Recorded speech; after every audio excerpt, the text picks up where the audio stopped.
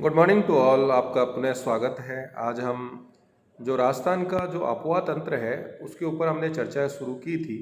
उसमें हमने राजस्थान का जो आंतरिक प्रवाह है जो कि सर्वाधिक क्षेत्र के ऊपर देखने को मिलता है, उसके बाद हम जो अरब सागरीय जो अफवाह तंत्र है राजस्थान का, यानी कि जो नदियां अपना जल अरब सागर में ले जाकर गिराती हैं, उनको हम अरब सागरीय अफवाह तंत्र के अंदर शामिल करते हैं।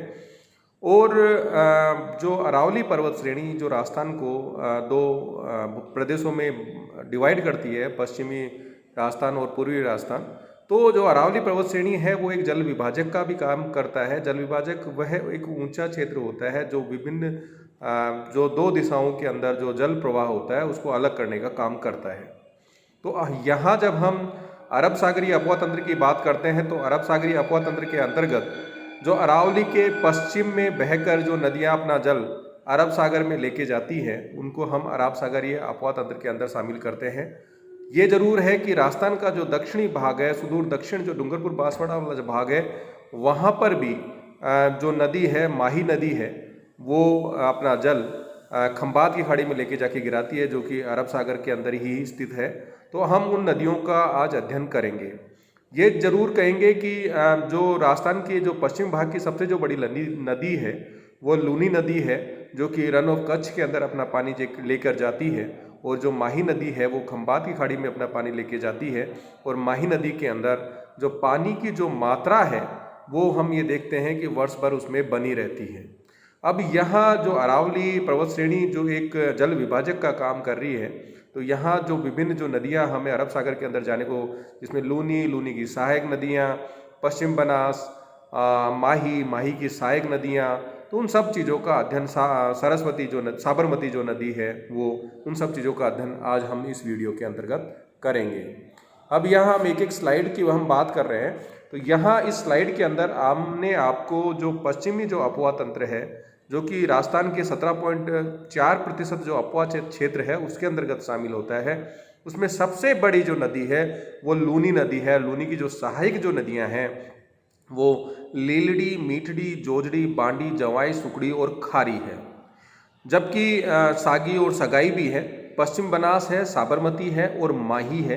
तो आपसे अगर ऑब्जेक्टिव सवाल पूछा जाता है कि अरब सागरीय अफवाह तंत्र के अंदर कौन कौन सी नदियों को शामिल किया जाता है, तो यहाँ मुख्य नदी और उसकी सहायक जो नदियाँ हैं उन दोनों का ही आपको ध्यान में रखना है।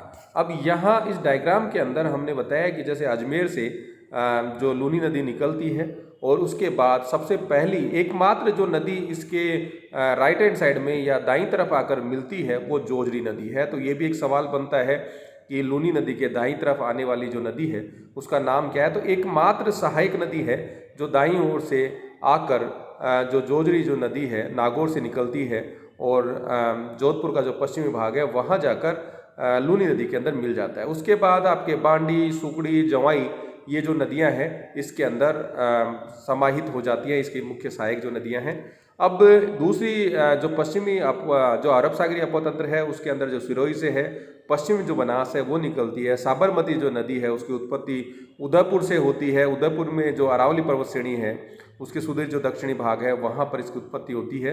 इसकी उत्पत्ति जो है साबरमती जो नदी है, इसकी विशेषता ये कि इसकी उत्पत्ति राजस्थान में होती है, लेकिन इसका अधिकांश जो प्रवाह क्षेत्र है वो गुजरात में है। ये राजस्थान के दृष्टिकोण से मुख्य नदी नहीं है, लेकिन गुजरात के दृष्टिकोण से वहाँ की एक महत्वपूर्ण नदी है, जिसमें चाहे अहमदाबाद शहर हो या गांधीनगर हो, दोनों इसी नदी के किनारे बसे हुए हैं। बाद में जो नदी है वो माही नदी है, जिसकी उत्पत्ति मध्य प्रदेश से होती है। फिर ये हमारे राजस्थान के अंदर बांसवाड़ा में प्रवेश करती हुई प्रतापगढ़, डूंगरपुर होती हुई गुजरात में चली जाती है। इसकी जो दो बड़ी सहायक नदियां हैं, सोम और जाखम जो नदियां हैं, उनका भी अध्ययन हम इस वीडियो के अंतर्गत करेंगे। अब यहाँ हम जब लूनी नदी की हमने बात की, तो जैसे कि हमने बताया कि लूनी नदी की जो उत्पत्ति होती है वो नागपहाड़ से होती है, अजमेर से। और जब ये इसका उद्गम होता है तो वहाँ इस नदी को सागरमती के नाम से जाना जाता है। इसको अजमेर के अंदर साकरी नदी के नाम से भी जाना जाता है। और उसके बाद ये अजमेर से निकलने के बाद नागौर में निकलती है, फिर पाली, जोधपुर, बाड़मेर में बहने के पश्चात ये कच्छ और रन गुजरात में जाकर गिर जाती है। इसकी कुल लंबाई की जब हम बात करते हैं तो जो कच्छ और रंध तक जो नाग पहाड़ से इसकी जो लंबाई है वो 495 किलोमीटर है, लेकिन राजस्थान के अंदर इसका जो प्रवाह क्षेत्र है वो 330 किलोमीटर है और पश्चिमी राजस्थान की यह सबसे लंबी नदी है। और इसका जो प्रवाह जो क्षेत्र होता है इसको गोडवाड़ प्रदेश के नाम से भी जाना जाता है। एक जो विशेष बात यह है कि लूनी नदी जब नाग पहाड़ से निकलकर आपके नागौर, पाली, जोधपुर तक जाती है, तब बाड़मेर में जब प्रवेश करती है, बालोतरा तक जब जाती है, तो इसका पानी जो होता है वो मीठा होता है। उसके बाद इसका जो जल है वो खारा हो जाता है, इसलिए कई बार जो लूनी नदी है उसको मीठी खारी नदी के नाम से भी जाना जाता है। उसका एक कारण ये है कि बाड़मेर में जैसे ही प्रवेश करती है तो बाड़मेर के अंदर जो मृदा है उसमें लवण की मात्रा ज़्यादा होती है, साथ ही जो चट्टानें होती हैं उनकी भी जो प्रवृत्ति होती है वो क्षारीयता वाली होती है। इसके कारण इसका जो जल है उसके अंदर खारापन आ जाता है। अब इस नदी को, इसलिए इस नदी को मैंने जैसे बताया खारी मीठी नदी भी कहते हैं और इसका नाम लावनवती नदी के नाम से भी जाना जाता है। लूनी नदी के ऊपर बाड़मेर के बालोतरा में नाकोड़ा बांध व जोधपुर में जो है बिलाड़ा बांध जो बनाया गया है, जसवंत सागर जो बांध जो कि जोधपुर में है, तो इससे जो जसवंत सागर जो बांध है जिसको पिचियाग बांध के नाम से भी जाना जाता है, वो लूनी नदी में जब पानी की मात्रा अधिक होती है तो उस बांध के अंदर इससे आपूर्ति भी की जाती है। लूनी क्षेत्र का जो बहाव क्षेत्र है जो जालौर में जब जाती है तो कुछ दलदली हो जाता है। उसका एक कारण ये भी है कि जो मरुस्थलीय जो मृदा होती है उसमें जिप्सम की मात्रा ज़्यादा होती है, तो इनफिल्ट्रेशन या अंतः प्रवाह पानी का नहीं हो पाता। साथ ही पश्चिमी जो राजस्थान है उसके ऊपर जो प्रायद्वीपीय भारत की जो चट्टानें हैं उनका विस्तार देखने को मिलता है, तो वहाँ पानी ज़्यादा अंदर तक प्रवेश नहीं कर पाता, तो वो दलदली जो प्रवृत्ति है वो जालौर जैसी तहसील के अंदर देखने को मिलती है। और वो दलदली जो समस्या है उसको यहाँ स्थानीय भाषा के अंदर रेल या नहड़ के नाम से जाना जाता है, जिसको आप वाटर लॉगिंग की समस्या भी कह सकते हैं। जैसे कि इंदिरा गांधी कैनाल में अत्यधिक सिंचाई के कारण है, जबकि यहाँ पर जो इसका जियोलॉजिकल स्ट्रक्चर है, जो सॉइल है, उसकी जो नेचर है, उसके कारण इस तरह की स्थिति यहाँ देखने को मिलती है। अब ये लूनी की जो मुख्य जो सहायक नदियां हैं उनके बारे में हमने बात की। लीलड़ी, जोजड़ी, सुकड़ी, मीठड़ी, बांडी, जवाई, सागी, सगाई नाम से भी जाना जाता है, गुहिया। तो अब इन नदियों के आपसे सवाल ये भी पूछ जाता है कि लूनी की सहायक नदियां कौन कौन सी हैं, या कई बार ये सवाल पूछ जाता है कि उपरोक्त 4 विकल्प में से लूनी की सहायक नदी कौन सी नहीं है। तो इनके अलावा जो 8 नदियां हैं उनके अलावा जो भी नाम होगा वो आपका उत्तर होगा। अब यहाँ हमने एक अन्य डायग्राम के अंदर आपको बताया, उन बांधों की बात भी हमने बात की। यहाँ लूनी नदी के ऊपर जैसे मैंने बताया कि जोधपुर के अंदर जसवंत सागर है, जो जवाई जो नदी है उसके ऊपर पाली के अंदर जवाई बांध है, और जो जालौर के अंदर जो नदी है मुकड़ी है उसके ऊपर बांगती बांध है वो देखने को मिलता है। तो इस मैप के अंदर भी हमने वही चीज़ें आपको बताने की कोशिश की है कि ये जोजड़ी है, ये मीठड़ी है, बांडी है, इसकी सहायक एक मीठड़ी 1 के नाम से, और यहाँ आपके फिर मीठड़ी, जवाई, तो उन नदियों के बारे में हमने आपसे यहाँ पर इसकी जो सहायक नदियाँ हैं उनकी चर्चा की है। हम यहाँ एक एक नदी की जो कि लूनी नदी की सहायक है उसके ऊपर हम यहाँ चर्चा कर रहे हैं। जो जोजड़ी जो नदी है उसकी उत्पत्ति नागौर के पोडू गांव से होती है, और मैंने आपसे इसकी एक विशेषता बताई है कि दाईं तरफ से आकर मिलने वाली एकमात्र नदी सहायक नदी है लूनी की, और इसकी उत्पत्ति जो है, अन्य जो सहायक नदियाँ हैं अधिकांश जो लूनी की अधिकांश जो सहायक नदियाँ हैं उनकी जो उत्पत्ति होती है अरावली के पश्चिमी भाग से होती है, या अरावली से उनकी उत्पत्ति होती है, लेकिन जोजड़ी जो नदी है उसकी उत्पत्ति नागौर से होती है, यानी उसकी उत्पत्ति अरावली से नहीं होती है। नागौर व जोधपुर बहने के पश्चात ये जाकर लूनी नदी में जाकर जोधपुर में मिल जाती है। अन्य जो नदियां हैं उसमें बांडी मुख्य नदी है। इसकी उत्पत्ति जो है पाली जिले में हेमावास से होती है, पाली में बहने के बाद जोधपुर में चली जाती है, और पाली के वापस पाली में घूमकर लूनी में आकर मिल जाती है।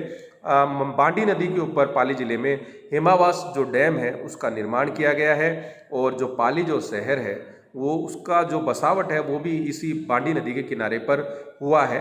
और ये एक पोल्यूटेड रिवर है, जो कि ये कहें कि राजस्थान की एक प्रमुख जो पोल्यूटेड रिवर्स होती हैं उसमें से इसके शामिल किया जाता है। और इसकी जो सहायक नदी है बांडी की, वो महत्वपूर्ण जो सहायक नदी है वो गोहिया बांडी की सहायक नदी है। तो अगर आपसे पूछा जाता है कि बांडी लूनी की सहायक नदी है और गोहिया बांडी की सहायक नदी है। जवाई नदी की अगर हम बात करते हैं तो जवाई नदी की जो उत्पत्ति होती है वो पाली जिले के जो बाली तहसील है उसके गोरैया गांव से होती है और ये पाली से जालोर, जालोर में पहले पश्चात ये बाड़मेर में जाकर लूनी से मिल जाती है। जवाई नदी पर ही पाली के अंदर जवाई बांध का निर्माण किया गया है, जिसको हम मारवाड़ का अमृत सरोवर के नाम से भी इसको जाना जाता है। ये जो जवाई जो बांध परियोजना थी, ये 1946 में इसको शुरू किया गया। इससे पाली और जालोर जिलों में सिंचाई की जाती है, जबकि पाली के अंदर इस जो बांध है, जवाई जो बांध जो परियोजना है, उससे पेयजल की जो आपूर्ति है वो पाली के अंदर की जाती है। तो सवाल ये भी पूछा जा सकता है कि क्या जालोर और पाली दोनों में पेयजल की आपूर्ति की जाती है? तो यहाँ एक तथ्य है कि पाली जिले में पेयजल की आपूर्ति होती है, जबकि पाली और जालोर के अंदर दोनों में इरिगेशन के लिए इस नहर का उपयोग किया जाता है। जवाई जो बांध है राजस्थान का चूना पत्थर और ग्रेनाइट से निर्मित सबसे बड़ा बांध है और ये पश्चिमी जो राजस्थान है उसका सबसे बड़ा बांध भी है।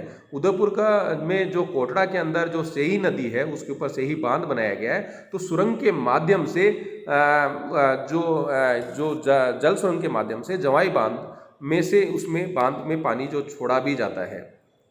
जवाई सही बांध पर स्थित है, उसका जल इसमें आपूर्ति की जाती है। जवाई नदी पाली और सिरोही जिलों की सीमा का निर्धारण भी करती है और खारी जवाई की प्रमुख सहायक नदी है।